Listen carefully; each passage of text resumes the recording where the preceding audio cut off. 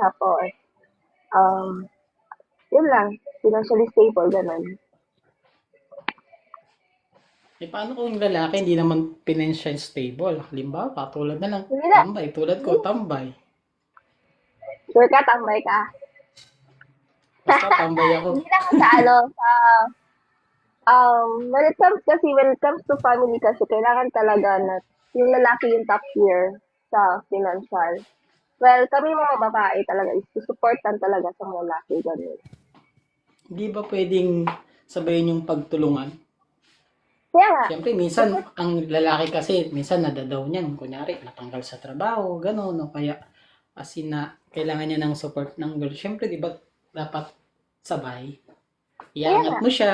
kaya nga, kaya nga, kaya nga dapat top tier yung lalaki kasi kami, magsusupport na kami. Kami. Yan, kung magtulungan ba, support kami.